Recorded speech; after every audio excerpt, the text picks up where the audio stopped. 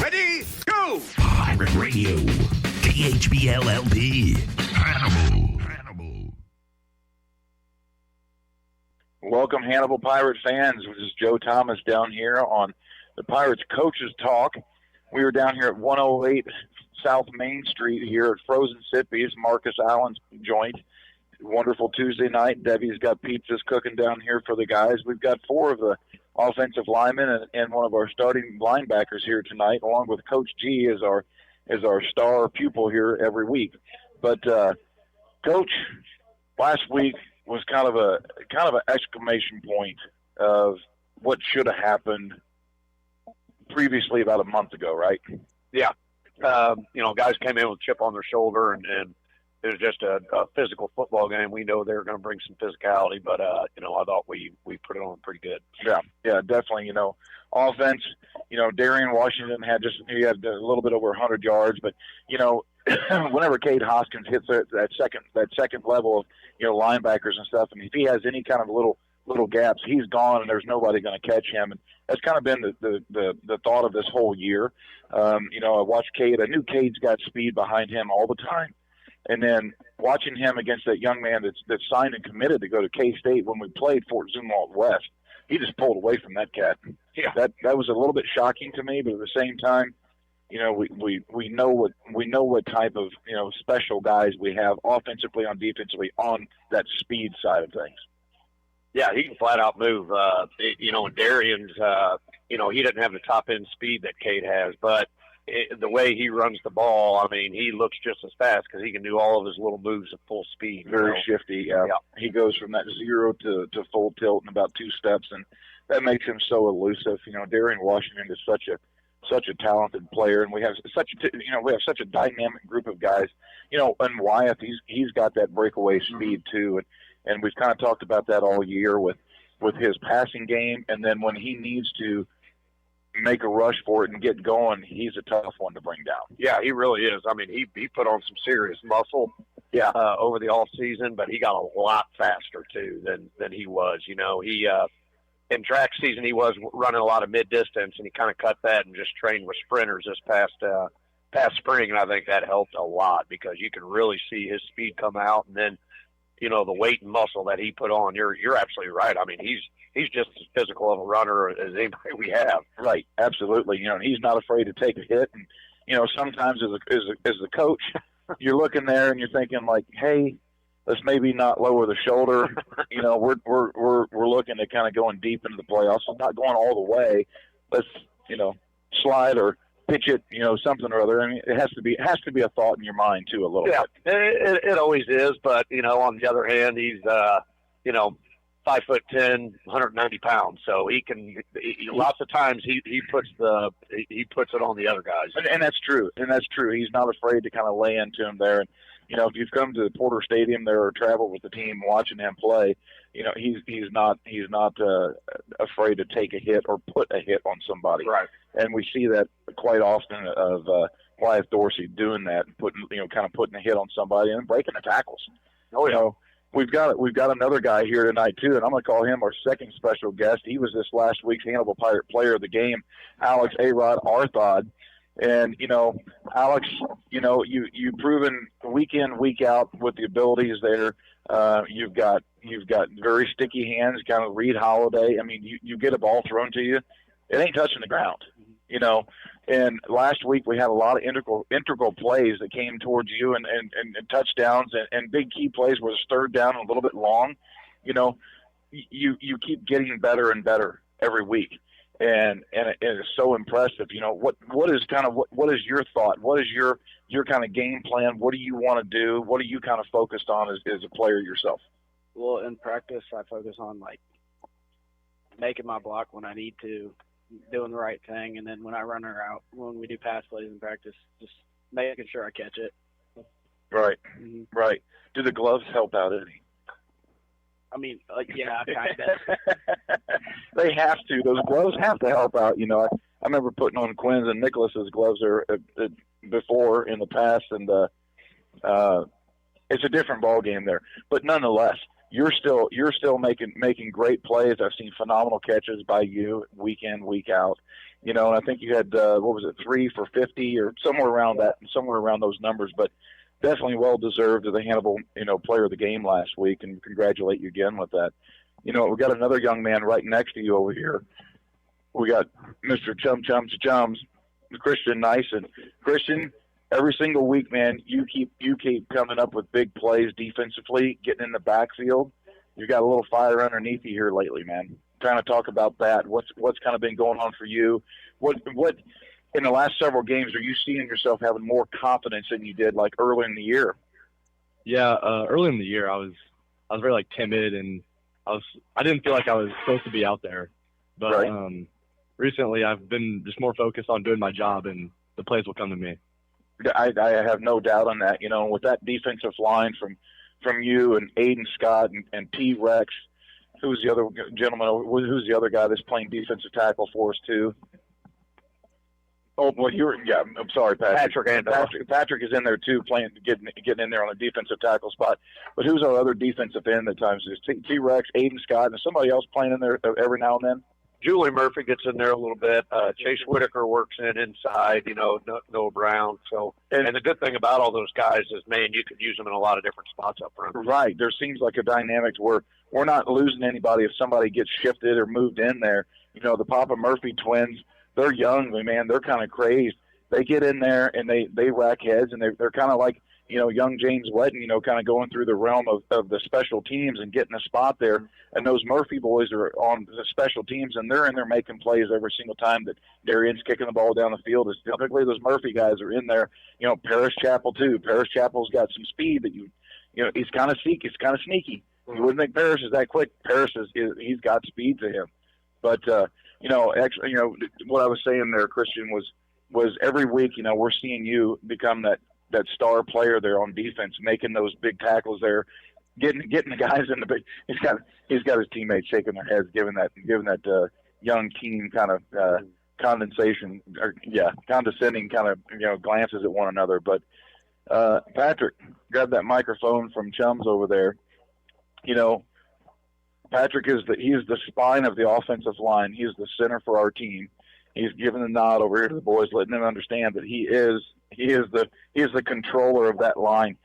Pat, is that position, are you ever having to kind of like notice yourself during the game, looking at the guys, kind of telling them to make adjustments because somebody's kind of maybe coming in a gap, anything like that? Or is they kind of taking care of it on their own accord? Yeah, everybody helps. If they've got, like if Nick's over here, he's got a guy pinching hard on trap or something, he'll tell Aiden or somebody else that he's got to make it a little tighter. Right. It's going to be quicker. Just stuff like that. Everybody helps each other. It's not just one person that. Now, when you said to make it a little tighter, you talking about making your splits a little bit tighter? No, make like the trap's going to hit a little tighter. Okay. It'll happen quicker. Yeah. Okay. Makes a lot of sense because, what another guy sees, that one guy that's, head up, or if the guy's in your gap, they might not see it so much. They might be focusing maybe on a linebacker or whatever it is, or the defensive end out here. Mm-hmm. But you got to sometimes let them know, like, dude, you got to at least get some contact on that guy before he comes in here and kind of bust up what we're trying to do. Yeah. So, that's I think that's something that a lot of people don't see out of these guys up front is the communication they have and just their football IQ and their awareness of the game. They understand what the play is supposed to do. They can communicate. If they give us a different front or a different defensive look, our guys are good enough to figure it out and communicate with each other and make it right. And then you add Alex to the bunch. We've run a lot of ISO this year, and a lot of it is because of Alex's ability to block. A lot of those big runs that you see lately with him sliding back and forth from the wing spot, the tight end spot, man, he just gets leverage on those linebackers, and he just understands how the backs are reading them, and it's been great. Yeah, absolutely. What you bring to the table, Alex, is that you're wonderful, but that very key blocker that we need to have too to get those plays broke, whether it's Darian or Cade or Wyeth or whoever it is, or even one of your other receivers, getting that extra contact there, blocking for that second or two, and just kind of disrupting it and let those guys get on down the field. And I think that's a part of that trust that you guys, that offensive linemen have with your quarterback and your running backs. that you never get a look back at the ball. I mean, Patrick gets to see the ball because he's snapping it back there to Wyeth, but you guys are just in this whole blocking deal, so you have to have complete and utter trust with those running backs behind you, right, Nick? Yeah, we do. Put that microphone a little bit closer up there. Yeah, we do.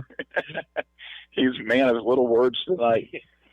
Well, Coach, before we get too far along here, what I want to, what about Odessa? We know, us as in the public, we really know nothing besides looking at the internet or whatever that is. You guys have obviously seen some games. You've probably talked to coaches there at Warrenton. What are we kind of looking at?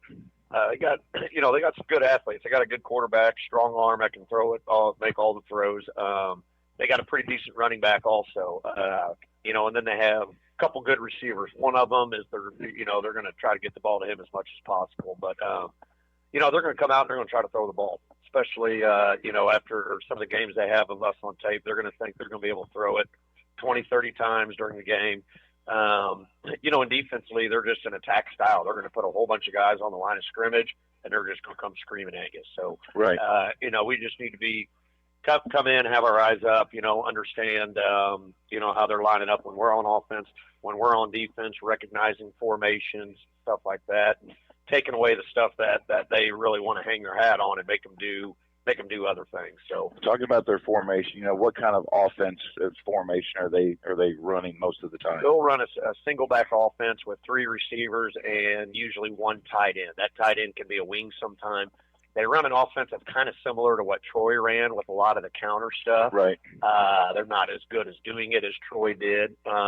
And the running back kind of reminds me of Troy's running back also, just not as talented. Right. But he's a patient runner. He reads his blocks very well. He's got good balance. But they're gonna run some counter. They're gonna run some zone and some buck sweep, and then throwing the ball. They are going to every pass route you can think of. They're going to do it. They're going to do it. They're going to throw quicks. They're going to throw it down the field.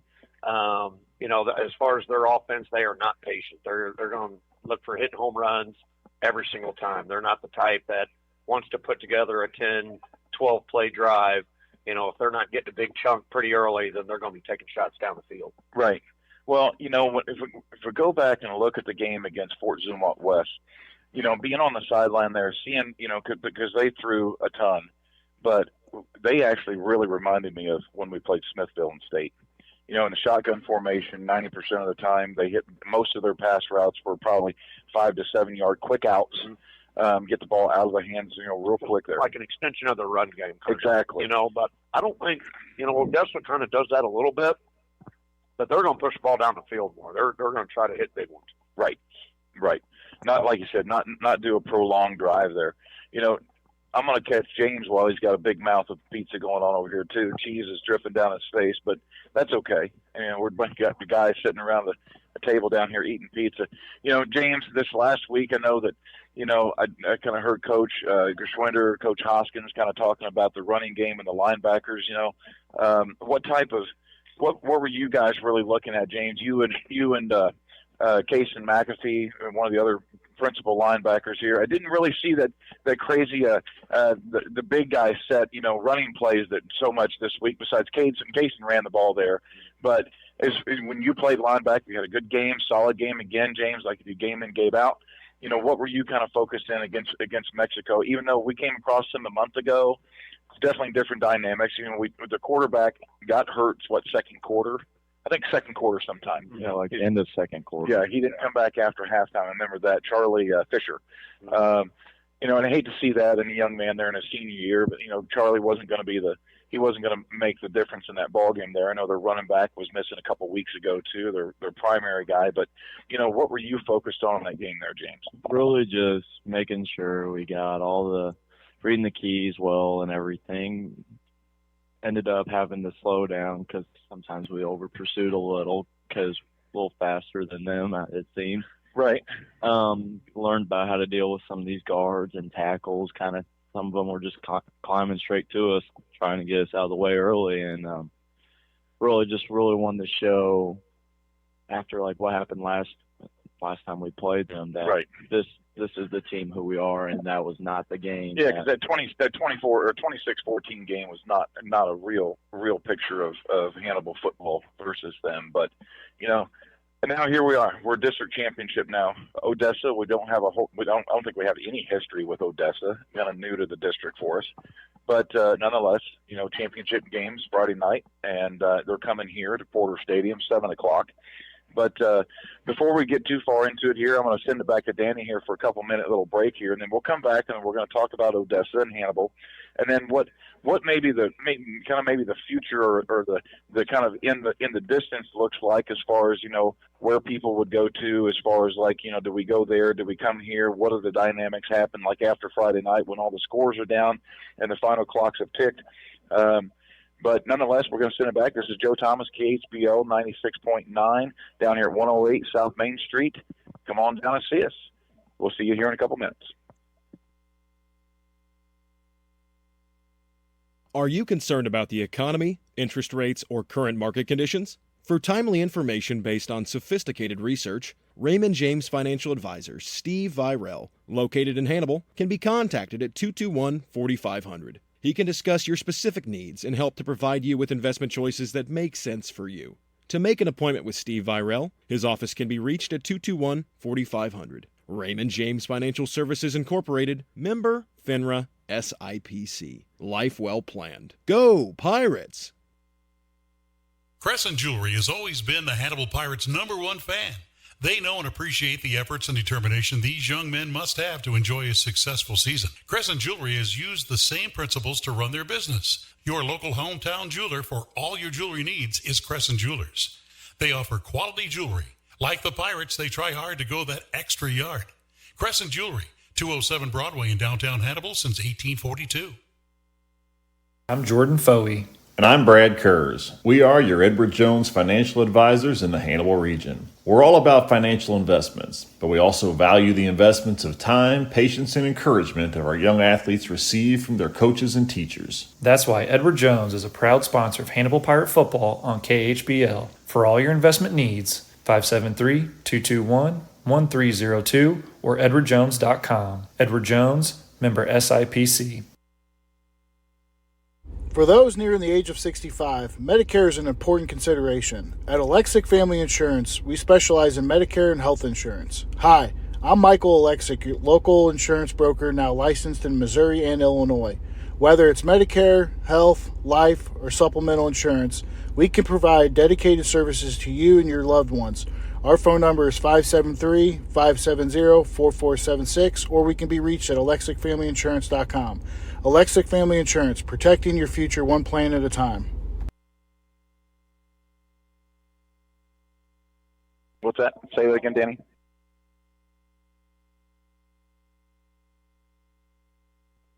Welcome back, Hannibal Pirate fans. It's Joe Thomas for KHBL 96.9 down here at Frozen 108 South Main Street in Frozen Sippy. We're sitting here with Coach Jeff Geschwinder and several of the guys, Patrick Arthrod, Alex Arthrod, James Wetton, Chums, Nyson, and Nicholas Thomas sitting down here. They've devoured 7 pizzas already, what it seems like. but Coach, we kind of talked a little bit about Odessa there before we took a break. We don't know a lot about them.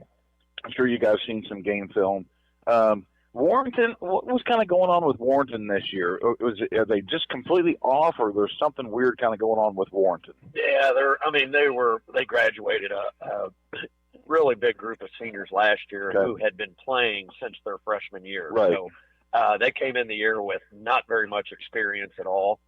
And then, right before districts, they dismissed about 7 kids from the team, and then their quarterback decided he was done as well. So they were playing with a skeleton crew on Friday. They were playing with a skeleton team. A lot of JV players. So we kind of got a skewed score looking at down there with the 48-0 or whatever they were, 48-7 or whatever that game score was down there against Warrenton then. But I think did Mexico play Odessa here a month ago? Yeah. Something like that. Week 3 they played them. Week 3 Mexico played Odessa, but a lot of people try to judge off what some of the game scores were in the history and the past, and kind of try to validate what we've done.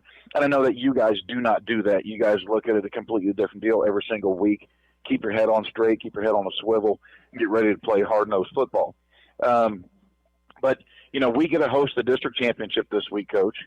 If we win this game, we will play the winner of the West Plains district down there, which is Carl Junction, Logan, Rogersville, which is, for us people in Northeast Missouri, it's like driving to Canada to get down there to some of these places.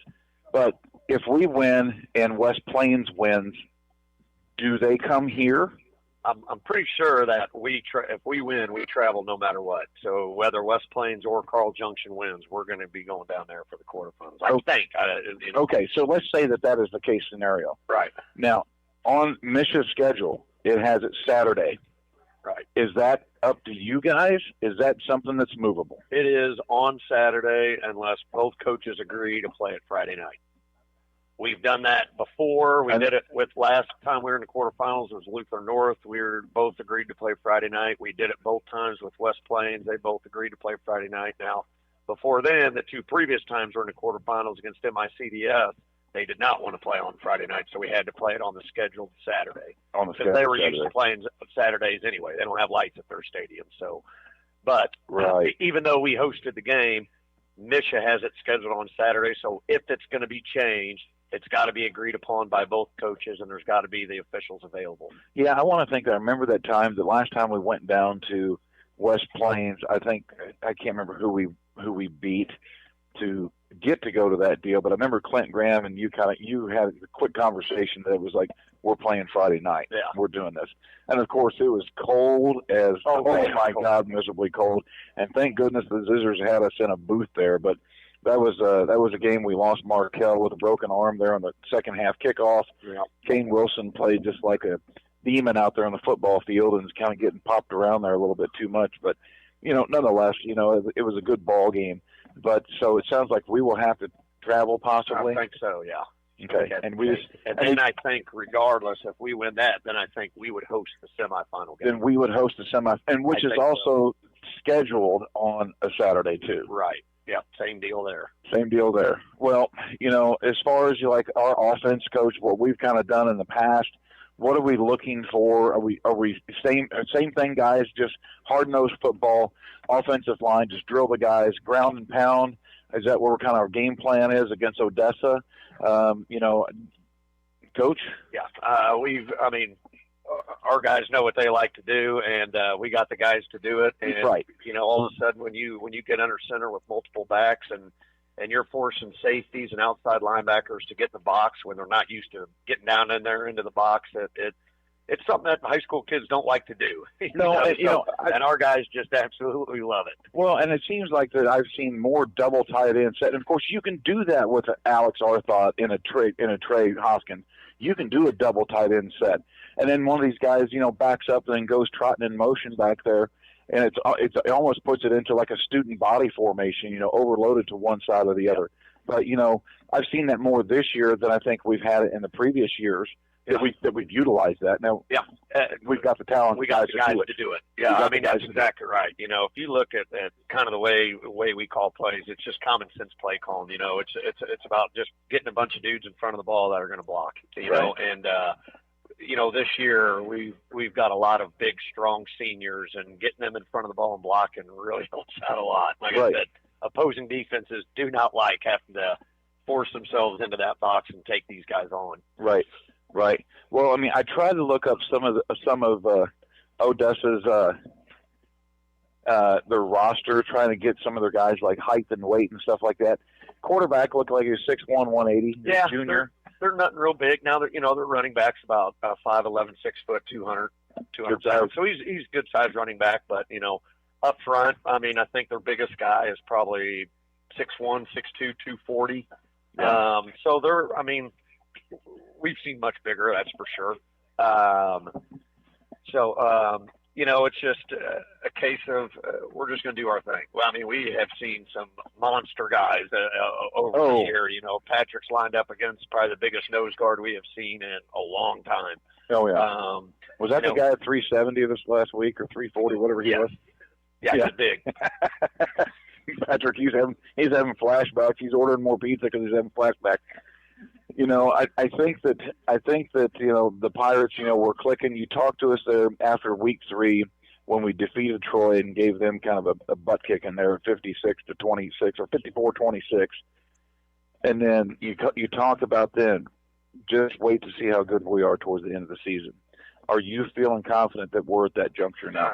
I think so. Yeah. I mean, we're pretty much fully healthy. You know, the guys are playing with confidence. They're playing with a chip on their shoulder. They're playing fast, and more than anything, they're out there having fun. Well, I do have to ask one thing. I mean, you know, with James and with Casey McAfee running around, linebackers hitting plays, the one guy that absolutely I had a heyday with the other day was Ben Worthington. Did somebody give him a 5-hour energy drink before the game? Because literally I saw him come off the top ropes on about 3 different plays. I'm telling you, Ben, watching him on defense, he is just fun to watch. You know, and really against Zumwalt West, he was still dealing with that turf toe a little bit. Right. So you didn't get to see him full go, but you know, you watch him in all those games prior to Kirksville, and then now that he's back to full strength, I mean, he is fun to watch on defense. Right. That kid, it gets to a point where I'm watching film where I'll just watch him 5 plays in a row. Then I'll have to rewind it to watch everything else. To watch whatever. He's just fun to watch, man. He just gets it. He flies around. He takes good angles. He's as physical as anybody out there, and he loves doing it. And then what about the little Ferrari, Nick Ferrari, Mike Ferrari's little brother? He's kind of come to play this year.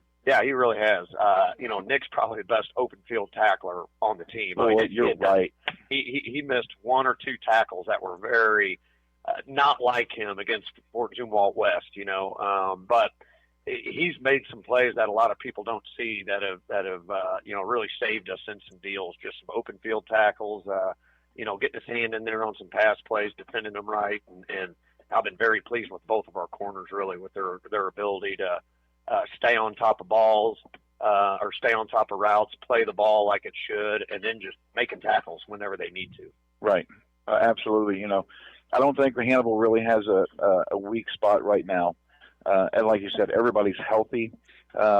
You know, and that's a big thing going into this postseason here, going to district championships and then the quarterfinals, semifinals, and then getting there to play at state December 6th. You know, if we do have a little shift, it's going to be over there at Missouri Western later this year on their field instead of Mizzou's field, which is probably due to the construction, I'm assuming. Yeah. Now, the girls' volleyball, we talked about that. The girls came in and talked at halftime the other night there during our game against Mexico. They were here last Tuesday talking with us, too, as they were getting ready to go over. And what a awesome game to go over and watch them. You know, they were down the first 2 sets, and that's really hard to dig out of that hole. But then they ended up winning the last 3 to take 3rd place in state, which was just phenomenal, the excitement. And I know Coach or Dr. Dorsey and myself and my wife and family, we were all just elated and, you know, made the drive home pretty easy because that's a long, tiring drive to get back. You know, I was still kind of up on the adrenaline to get back home. We got home about 1:15 in the morning, but. You know, that was cool. I think that's the most excited I've ever been for a volleyball game. Oh my gosh, it was awesome. And we're losing Malia Stolte. She's our only graduating senior, and she's a huge part of that game. But these girls are young and they are wicked talented. So it's going to be a lot of fun to see what they do next year. But you know, guys, offensive line guys, you guys and James, do you guys have any kind of like closing words for tonight about the game and kind of like what your focus point is here? Young ones here. Chums, you've been stowed the mic. You got to speak first. You know, what are you looking for? What are you kind of expecting Friday night from yourself? You know, because we're at the point right now, we take an L anywhere. It's track season or basketball season or whatever's next. And we know that we've got something extremely special with this group of guys that we know what our end goal is, right? And that's December 6th. You know, probably going to be against Kearney Bulldogs over there, but nonetheless, that's our goal, right? So, you know, getting ready for this game, what are you focusing in on that you want to take care of Friday night? I think as long as everyone does their job, we'll be fine. I have no doubt in that. Completely agree. Patrick? I'd have to agree with Chums there. I mean, yeah. I mean, it's pretty easy answers. I mean, you can validate. I mean, you don't have to plead the fifth or anything like that. It's not a court session, but you know, as far as Nicholas, what are you kind of feeling there? I'm gonna say the same thing. Assignment football. Assignment football. Yeah. James is one of our key guys on defense, so it's going to be a little bit different answer. Well, not much different. Well, if everybody does their job, we'll be just fine. Assignment football. There we go. Hey, Rob, what do you got for us? I think we just need to play assignment football. Coach, you're going to have to do some talking with him in the locker room. I came in there the other night to give Alex his player of the game, and boy, I see Trey and Paris and everybody there. They were dancing and jumping around. I might have got in along and did some dancing too with them. So, but closing words from you, Coach. No, these guys are ready to play. You can just tell them practice. You know, as you can see right now, when they're not on the field playing football, their focus kind of tends to go off. It's like butterflies. It does. So, I mean, we need to get them on the field Friday quick. Well, I tell you what, guys. I know it's a big weekend for all the outdoorsmen. It's opening, rifle season in Missouri come Saturday morning, and a lot of you listeners are maybe going to deer camp and stuff like that. And you might be going outside the reach of the radio confines as far as getting a good reception, but you can always take your cell phone, go to khbl.com, click up in the very top center and hit listen, and then launch the player. Danny's got all that stuff set up for you, so it comes in crystal clear no matter where you're at. If you're on the road in California or if you're wherever you're at, you're going to catch the Hannibal Pirates loud and clear. So make sure you tune in with us on Friday night. 6:45 is pregame, 7 o'clock game time. Coach Geschwinder, let's rock those Odessa boys and get them out of Hannibal. Yep. This is Joe Thomas signing off here at 108 South Main Street at Frozen Sippies. We'll see you guys Friday night. For Mark Dow, Danny Norman, and Joel Booth, and Mr. Sampson, who I think he's in Florida right now, which I'm pretty jealous about that. But nonetheless, thanks for joining us, guys. We'll see you guys Friday night, 7 o'clock.